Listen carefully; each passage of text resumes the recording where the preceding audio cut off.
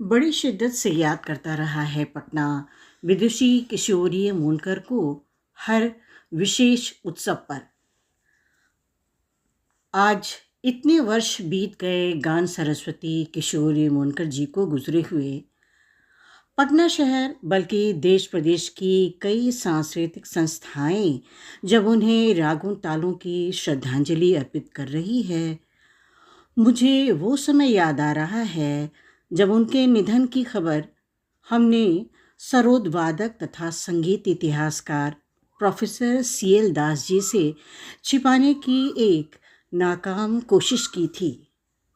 दरअसल उन दिनों उम्र के ऐसे पड़ाव पर थे वो कि अपनों करीबियों से संबंधित ऐसी कोई सूचना उनके लिए घातक साबित हो सकती थी। टेलीविज़न वो देखते नहीं थे, अतः सदी की महान ख्याल गायिका विदुषी किशोरी मोनकर जी के निधन की सूचना जैसे ही आई हमने टीवी बंद कर दिया था। लेकिन अखबार पढ़ना तो उन्हें विशेष प्रिय था, सो अगली ही सुबह उन्हें अपने प्रिय कलाकार के शून्य में विलीन हो जाने की सूचना मिल गई थी। मुझे अच्छी तरह याद है कि ये खबर पढ़कर बहुत देर तक चुप रहे थे वो। आंखें सूनी थीं और ज़ुबान चुप, जैसे किशोरी जी के साथ उनके लंबे एसोसिएशन की स्मृतियों और बातों यादों का एक बड़ा सा तूफान उनके भीतर चल रहा हो।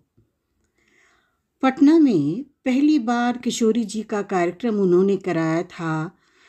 ये 1970 के दशक की बात है। प्रोफेसर सीएल दास ने आकाशवाणी पर किशोरी जी को कई बार सुना था और उनकी गायकी, सुर के प्रति उनकी एक अलग सोच और स्वर की ऐसी संवेदनशील बरत ने बहुत प्रभावित किया था उन्हें। वे उन दिनों पटना के कॉलेज में अंग्रेजी साहित्य के प्राध्यापक थे और हाथरस उत्तर प्रदेश से हास्य व्यंग के दिग्गज रचनाकार स्वर्गीय प्रभुलाल गर्ग उर्फ काका हाथरसी द्वारा 1935 से प्रकाशित पत्रिका संगीत में आकाशवाणी के अखिल भारतीय शास्त्रीय संगीत कार्यक्रमों की समीक्षा और बिहार सहित देश भर के कलाकारों पर फीचर लिख रहे थे। और इसी क्रम में उन्होंने किशोरी मोनकर को आकाशवाणी पर सुना था। संयोग देखिए कि प्रोफेसर दास ने किशोरी मोनकर की माँ आदरणीय मोगूबाई कोडीकर को पटना के दशहरा संगीत समारोह में कई बार सुना था, बल्कि कई बार उनके साथ बैठकर दशहरा संगीत समारोह कार्यक्रम का आनंद भी लिया था।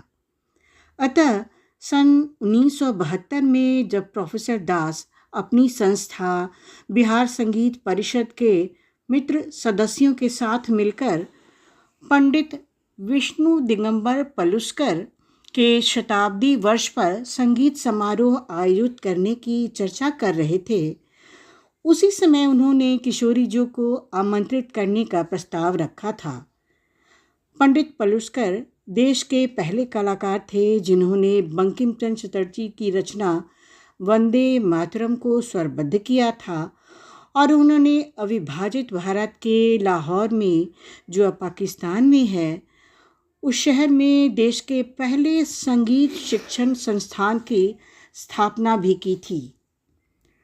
सन 1872 में महाराष्ट्र के सांगली जिले के पलुस गांव में जन्मे पंडित विष्णु दिगंबर पलुस्कर का 1972 शताब्दी वर्ष था और इस अवसर पर प्रोफेसर दास अपने कलाकार और संगीत प्रेमी मित्रों के साथ मिलकर पटना में एक भव्य संगीत सभा पर विचार कर रहे थे। उन्हीं दिनों किशोरी मोनकर एक प्रखर प्रतिभा के रूप में उभरी थीं। पद्म विभूषण से सम्मानित विदुषी किशोरी मोनकर का जन्म अप्रैल 10, 1932 को मुंबई में रह रही जयपुर अतरौली घराने की प्रख्यात गायिका मोगूबाई कुडीकर और माधव दास भाटिया के घर हुआ था। शास्त्रीय गायन की आरंभिक शिक्षा उन्हें अपनी माँ से ही मिली थी, जो जयपुर घराने के संस्थापक उस्ताद अलादिया खां की शिष्या थीं। लेकिन बाद के वर्षों में उन्होंने बहुचर्चित शास्त्रीय गायिका अंजनी बाई मालपेकर से ख्याल गायन की बारीकियां सीखी थीं। ये वही अंजनी बाई थीं जिनके सौंदर्य पर रीझकर ख्यातिनाम कलाकार राजा रवि वर्मा ने अनगिनत चित्र बना डाले थे। उन्हीं अंजनी बाई ने किशोरी अमोनकर को राग विस्तार के क्रम में मींड और स्वर विस्तार की तकनीकी पहलुओं से परिचय कराया था। इनके अतिरिक्त आगरा घराने के उस्ताद अनवर हुसैन खां और ग्वालियर घराने के शरद चंद्र अरोलकर और पंडित बालकृष्ण बुआ परवतकर से भी सुश्री अमोनकर ने मार्गदर्शन प्राप्त किया था। सन 1960-70 के दशकों में वे देश भर में एक विशिष्ट कलाकार के रूप में विख्यात हो चुकी थीं, लेकिन पटना के दशहरा संगीत समारोह में अभी तक वो शामिल नहीं हो पाई थीं। अतः बिहार संगीत परिषद के सभी सदस्य भी उन्हें सुनने को उत्सुक थे और सहज ही सभी प्रोफेसर दास के इस प्रस्ताव से सहमत भी हुए। उन दिनों कलाकारों को चिट्ठी से संपर्क किया जाता था। प्रोफेसर दास ने आकाशवाणी की पत्रिका से उनका पता लेकर एक पोस्ट कार्ड भेज दिया था। कार्यक्रम संबंधित सूचना थी ये और उनकी सहमति पूछी गई थी।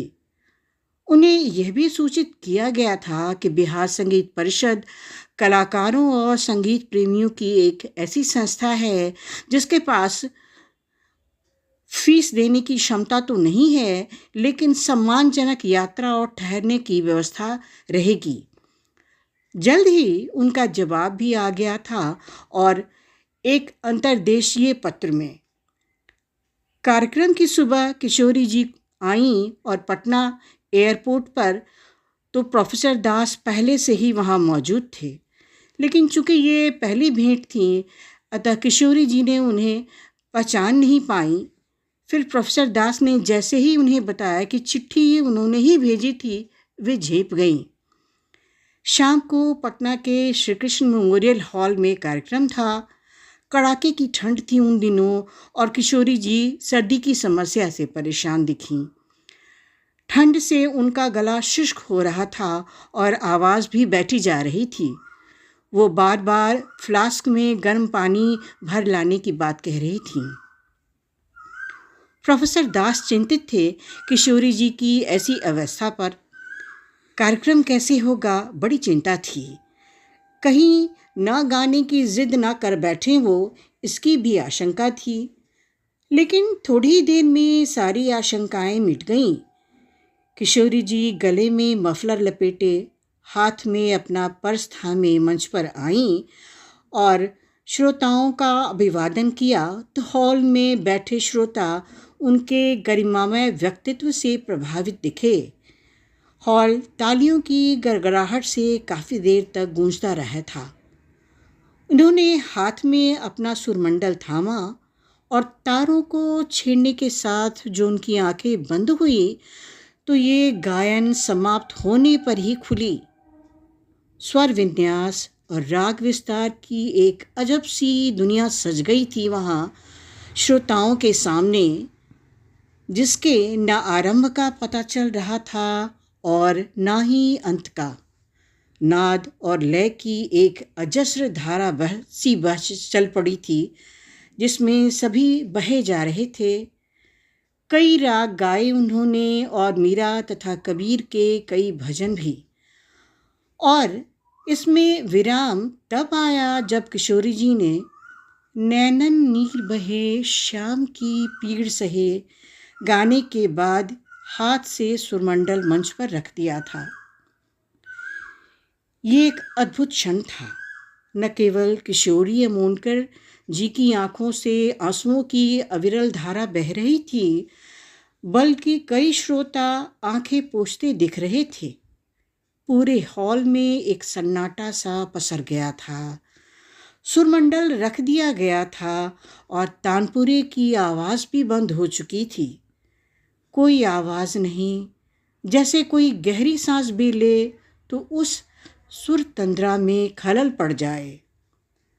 कार्यक्रम समापन पर धन्यवाद के लिए एक बार फिर किशोरी मोनकर ने हाथ जोड़े तो जैसे श्रोताओं की भावना उमड़ पड़ी थी। सभी खड़े होकर काफ़ी देर तक तालियां बजाते रहे थे। कार्यक्रम बेहद सफल रहा था। सारंगी के तार सरीखी उनकी आवाज़ और स्वर का लगाव जैसे वहाँ मौजूद सभी के भीतर तक समा गया था। हॉल के ग्रीन रूम में बिहार संगीत परिषद के सदस्य कभी किशोरी जी की तारीफ कर रहे थे तो कभी प्रोफेसर दास को इस दिव्य संगीत सुनाने के लिए धन्यवाद कह रहे थे। उसके बाद तो पटना के दशहरा संगीत समारोह में वो कई बार आईं। जितनी ही ये शहर उनका मुरीद होता जा रहा था, हर खास मौक़ों पर बड़ी शिद्दत से उन्हें याद करता रहा, उतना ही खिंचती चली आ रही थी वो इस शहर और इसके संगीत मर्मज्ञों की ओर। हर दशहरा उत्सव में उनकी मौजूदगी होती, कभी गोविंद मित्रा रोड के मंच पर तो गांधी मैदान या पटना स्टेशन से सटे मंच पर। हर बार पिताजी से भेंट होती रही और उनके बहाने मेरी भी उनसे भेंट होती रही थी और मैं उनकी भाव भंगिमाओं से परिचित होती रही थी। किशोरी जी के निधन की सूचना प्रोफेसर दास को भीतर तक छू गई थी और कुछ महीने बाद ही अगस्त 2017 में हमने प्रोफेसर दास को भी खो दिया था। इन घटनाओं के बाद विदुषी किशोरी मोनकर जी से पटना के मंचों पर सुनी कुछ पंक्तियां अक्सर मस्तिष्क में कौंधती रहीं। ये संसार कांट की बाड़ी, ये संसार कांट की बाड़ी, उलझ पुलझ मरे जाना है, देश बिराना है। अक्सर गाती थीं वो इन पंक्तियों को, लेकिन मेरी समझ से जीवन के किसी जंजाल में उलझी नहीं थी वो। जितना उन्हें उनके जीवन काल में पटना के कार्यक्रमों में देखा, सुना और समझा, वो बहुत ही स्पष्ट सोच और स्पष्ट जीवन दृष्टि वाली कलाकार लगी थी मुझे। उनके पटना प्रवास के दौरान उनके सानिध्य में जब भी आने का मौका मिला, हमेशा उनकी स्पष्ट सोच और वाणी का आभास होता रहा। आडंबर और नाटकीयता से एकदम परे, बल्कि आम लोगों में जो छवि थी उनकी, उससे एकदम अलग लगी थी वो मुझे।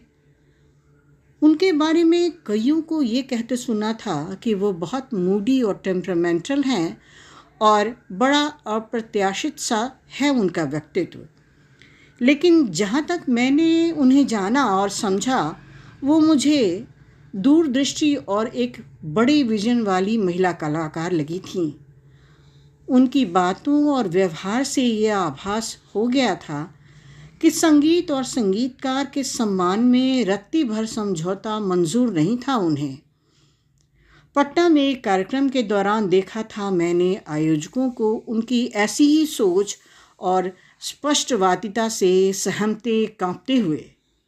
दरअसल ये दशहरा उत्सव का आयोजन था और पटना के एक लोकप्रिय मंच पर आमंत्रित थीं वो। ये रात भर का आयोजन होता था और रात के अंतिम पहर में उनका गायन निर्धारित था। उन आयोजनों में दूसरे राज्यों के आने वाले कलाकार अपने गायन या वाद्य वादन के दौरान सपोर्टिंग वाद्य की व्यवस्था स्थानीय स्तर पर ही कर देने की सलाह देते थे आयोजकों को। विडंबना ये कि प्रायः सभी आयोजक गैर सांगीतिक पृष्ठभूमि से होते थे। उस शाम भी कार्यक्रम शुरू होने से पहले आयोजन समिति के कुछ सदस्य मेरे घर पर आकर तानपुरा ले गए थे और साथ ही पिताजी को भी साथ ले गए थे। मैंने सुबह में कार्यक्रम पंडाल में जाने की सोची थी। गांधी मैदान कुहासा से भरा हुआ था।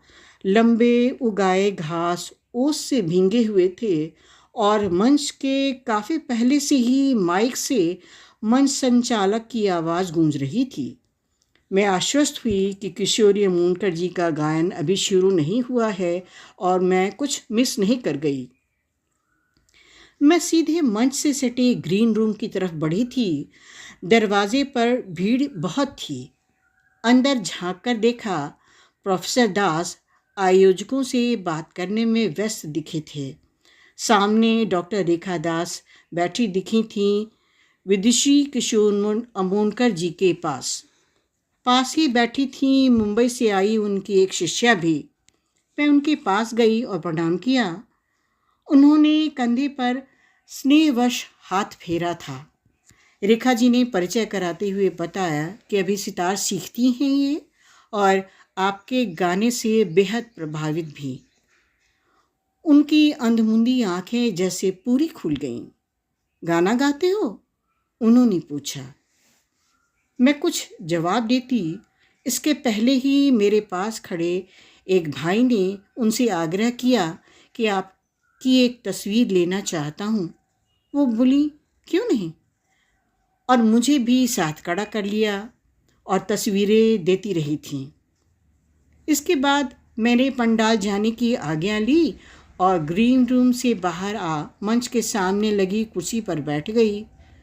बहुत सारे परिचित कलाकार और श्रोता थे वहाँ। सभी किशोरी जी का कार्यक्रम सुनने को उत्सुक, लेकिन घंटे बीतते रहे और मंच खाली रहा। धीरे धीरे धूप निकल आई थी और किरणें तीखी होने लगी थीं। बड़ी प्रतीक्षा के बाद वो मंच पर आईं और 3 भजन गाए। आप ही डंडी आप तराजू, आप ही डंडी आप तराजू, आप ही कलियां तोलता, घट घट में पंछी बोलता। ये सुनते हुए लगा जैसे कबीर उस सुर में समा गए हों और जोगी मत जा से अपने कार्यक्रम का समापन किया था उन्होंने। घर आने पर जानकारी मिली कि किशोरी मूनकर जी ने पटना आने से पहले ही अपने स्वर के तानपुरा की व्यवस्था की बात कही थी आयोजकों से, और कार्यक्रम के लिए ग्रीन रूम में आने के बाद इसकी मांग की थी, लेकिन ऐसी कोई व्यवस्था नहीं की गई थी वहाँ। अतः उन्होंने मंच पर जाने से साफ इनकार कर दिया था। उस सुर के तानपुरा के बगैर तो मैं ख्याल गा ही नहीं सकती, उन्होंने आयोजकों से कह दिया था। उनकी नज़र में यह संगीत का अपमान था। जब घटना के पीछे की सच्चाई की जानकारी मिली तो मुझे महसूस हुआ कि किस मानसिक द्वंद्व में वो मंच पर आई होंगी, और उसी मानसिक यातना के साथ सारे भजन भी गाए थे उन्होंने। हालांकि पटना में हुए उनके अंतिम कार्यक्रम का अनुभव भी खिन्न कर गया था उन्हें, लेकिन उम्र का तकाजा कहिए या व्यक्तित्व की